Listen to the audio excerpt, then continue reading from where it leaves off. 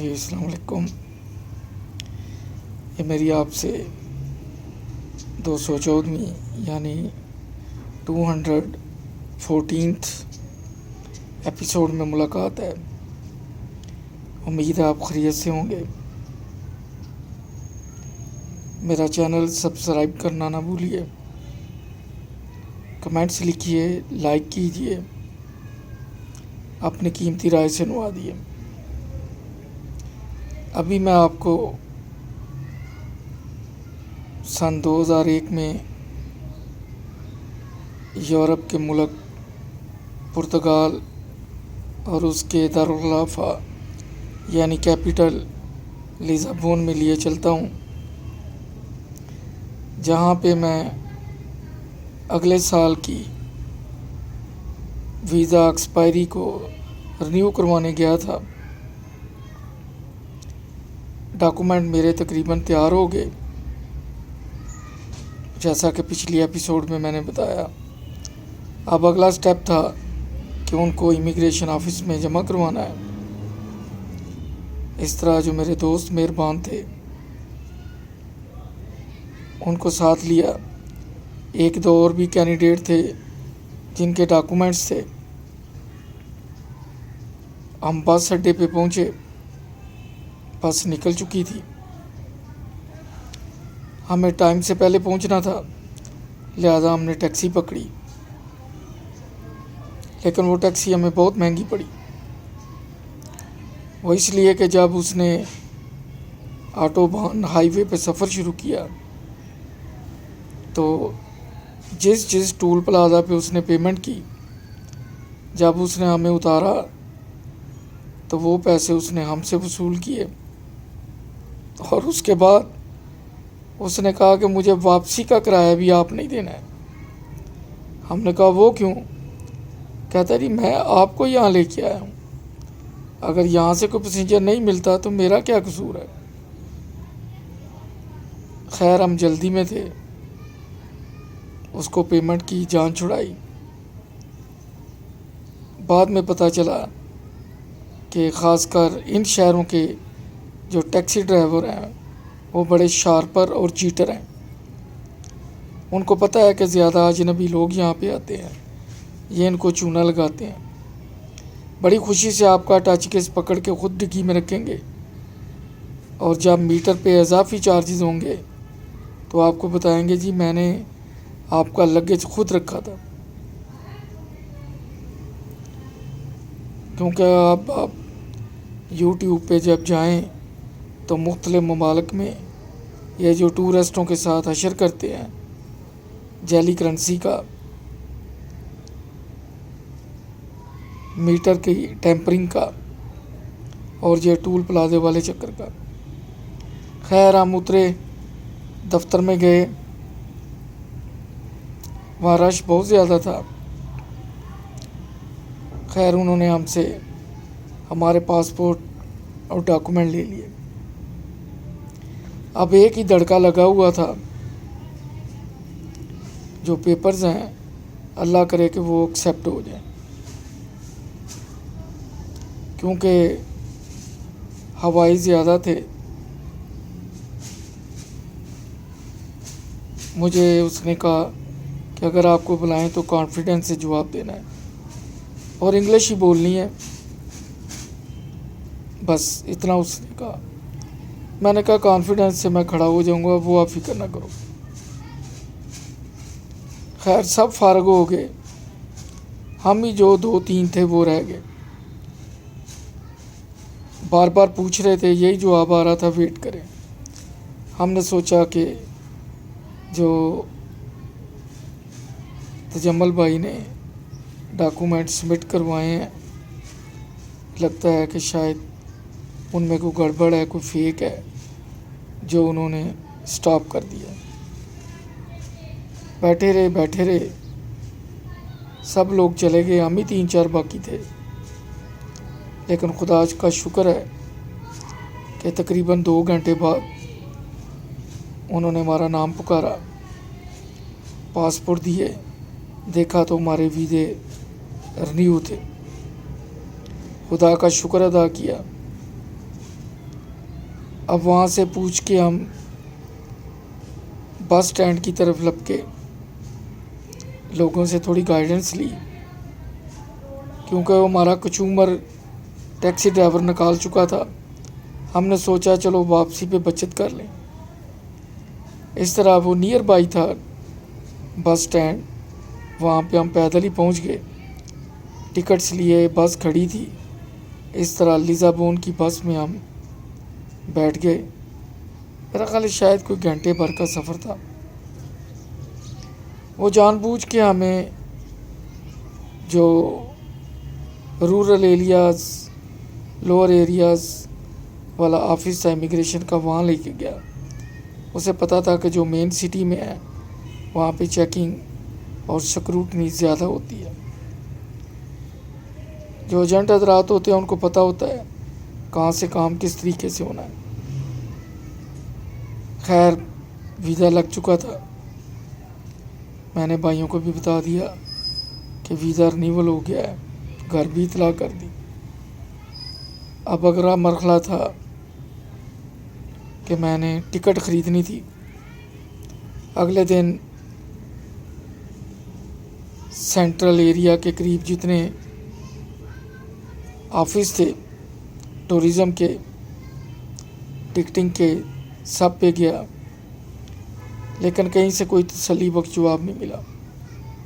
پھر ایک دو دوستوں نے ایڈریس بتائے، ساتھ انہوں نے یہ بھی کہا کہ آپ ایسے کریں، یہاں کی ٹرین کا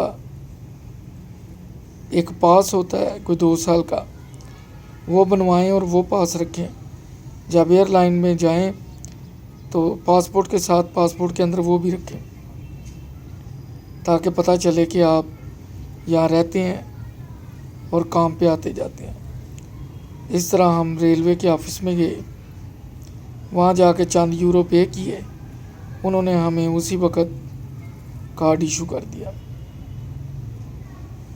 اب وہ کارڈ لے کے شہر سے ذرا تھوڑی دور جو ٹریولنگ ایجنسیز تھیں وہاں پہ میں دوست کے ہمراہ گیا، 2-3 دن مسلسل جاتا رہا۔ ان لوگوں کی اتنی اویئرنیس نہیں ہے، اسلام آباد، لاہور، کراچی، سیالکوٹ ایئرپورٹ اس وقت نہیں تھا، کیونکہ ان کی زیادہ فلائٹس یورپ سے شینگن اور ودن یورپ یا کینیڈا امریکہ کو آپریٹ کرتی ہیں، ان روٹس کا ان کو زیادہ علم ہے۔ پھر جو ریٹرن ٹکٹ تھی وہ سستی تھی اور پاکستان کی سنگل ٹکٹ مہنگی تھی۔ خیر 1-2 اور آفس میں گئے، وہاں بھی جب باری آتی پتہ کرتے تو تقریباً ایک سا ہی جواب ہوتا۔ پھر پہلے بتا چکا ہوں یہ ایجنٹ لوگ یہاں پہ گولیاں دیتے ہیں لوگوں کو۔ شینگن کنٹریز ٹھیک ہیں، لیکن جو پرتگال کا ریزیڈینشیا ویزا ہے 1 سال کا، اس پہ آپ پرتگال میں ودن کنٹری کہیں بھی موو کر سکتے ہیں۔ لیگلی پرتگال سے باہر آپ سفر نہیں کر سکتے، کوئی ایئر لائن آپ کو نہیں اٹھائے گی، ایون کہ آپ اسلام آباد وایا فرینکفورٹ آتے ہیں وہ ٹکٹ ایشو نہیں کریں گے۔ حالانکہ آپ نے پلین میں بیٹھنا ہے، پلین سے باہر نہیں نکلنا، لیکن وہ پھر بھی رسک نہیں لیتے، کیونکہ Schengen country to Schengen country passenger اگر باہر نکل جائے تو اس کی امیگریشن نہیں ہے۔ خیر ایک ہی راستہ ہے وہاں پہ۔ ہم نے تقریباً 4-5 ایئر لائن سے پوچھا، انہوں نے کہا جنٹل مین لزابون ٹو ہیدرو، آپ کو پہلے انگلینڈ مسٹ جانا پڑے گا، وہاں سے آپ کو آنورڈ فلائٹ ملے گی، آپ نے جہاں کہیں بھی جانا ہے وہاں پہ آپ کو آزادی ہے، وہ آپ کو ایکسیپٹ کریں گے، وہیں پہ آپ ٹرمینل چینج کریں گے۔ میں نے کہا چلیں ٹھیک ہے، آپ ٹکٹ بنا دیں۔ انہوں نے مجھے سعودی ایئر لائن کا ٹکٹ لزابون سے ہیدرو سے ریاض سے غالباً جدہ اور جدہ سے اسلام آباد، اس نے مجھے یہ ٹکٹ بنا کے دیا۔ نہیں ساری وہ تھا، ہاں ساری وہ تھا لزبون سے کائرو، لزبون سے کائرو، کائرو سے ریاض، ریاض سے اسلام آباد، یا کائرو سے جدہ یا ریاض، ان دونوں میں سے ایک ڈیسٹینیشن تھا، لیکن کائرو مسٹ تھا۔ میں نے کہا جب ہم کائرو میں جائیں گے وہاں کوئی ہمیں پرابلم تو نہیں ہوگی، وہ نہ ہمیں وہاں سٹک کر دیں کوئی ویزے کا بہانہ لا کے، کیونکہ میں مسقط عمان میں رہا تھا، ایجپشنز کی میں جانتا تھا نیچر کو، انہیں پتہ ہے یہ آ رہے ہیں آنورڈ پیسنجر ہیں، کوئی $10-20 جاڑ لو جو بھی ملتا ہے۔ خیر کوئی اور راستہ نہیں تھا، یہ ٹکٹ اویلیبل تھی، پیمنٹ کی اور ریٹرن ٹکٹ لی، کیونکہ سنگل ٹکٹ مہنگی تھی، ریٹرن ٹکٹ سستی تھی۔ یا پھر آپ کو 2-3 مہینے پہلے بکنگ کروانی پڑے گی، تب آپ کو سستی ٹکٹ ملے گی۔ آج بھی میرا لیے یورپ میں یہی اصول ہے، یہی پرنسپل ہے، کیونکہ میں اگر وہاں رکتا تو مجھے فوڈ کے بھی پے کرنے پڑتے، اور جو میرے حصے کا رینٹ بنتا، الیکٹریسٹی واٹر، وہ بھی پے کرنا تھا۔ اس لیے میں نے سوچا کہ چلیں ٹکٹ مہنگی صحیح، لیکن اس جھنجھٹ سے جان چھوٹ جائے گی۔ ابھی میرے ذہن میں ایسا کوئی ارادہ نہیں تھا کہ میں نے پاکستان جانا ہے اور پھر واپس نہیں آنا، لیکن کچھ حلقوں میں یہ ڈیسائیڈ ہو چکا تھا، لابنگ ہو چکی تھی، جس سے میں بے خبر تھا۔ فیصلے میرے متعلق تھے لیکن میں بے خبر تھا۔ خیر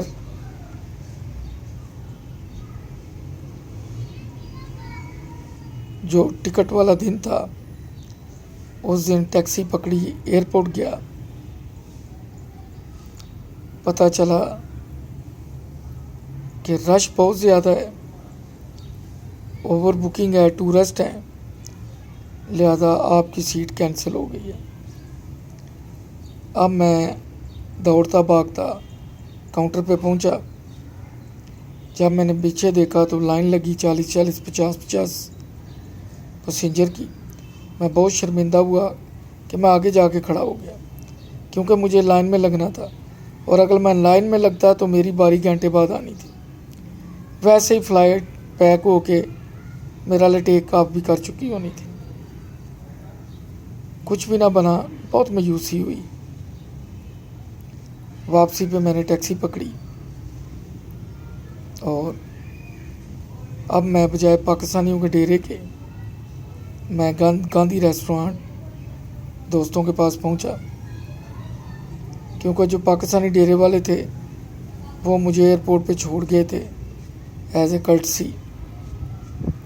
کچھ ان لوگوں نے مجھے پاکستان میں اپنے ریلیٹیو کو دینے کے لیے کیش ڈالر وغیرہ دیے کہ وہ اسلام آباد ایئرپورٹ پہ آ کے کلیکٹ کر لیں گے۔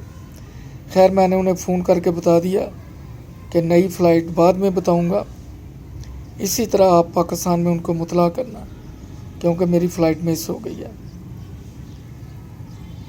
اب میں گاندھی ریسٹورانٹ پہنچ گیا، کھانا وانا کھایا، جو میرے پاس کشن رکھا تھا کرنسی کا وہ باٹم سے بلو چلا گیا، مجھے فکر لاحق ہو گئی۔ حالانکہ پیسے میں منگا سکتا تھا ہالینڈ سے، بیلجیم سے، لیکن میں نے مناسب نہیں سمجھا، مجھ سے تھوڑی مس ہینڈلنگ ہو گئی۔ خیر میں وہی مشہور گارڈن فوارے والا لزبون، وہاں پہ بیٹھ گیا۔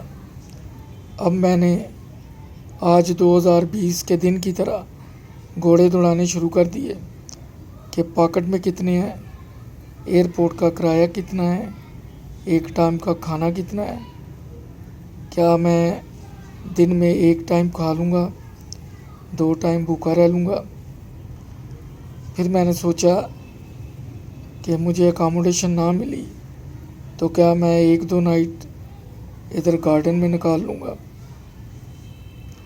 طرح طرح کے خیال میرے ذہن میں آ رہے تھے۔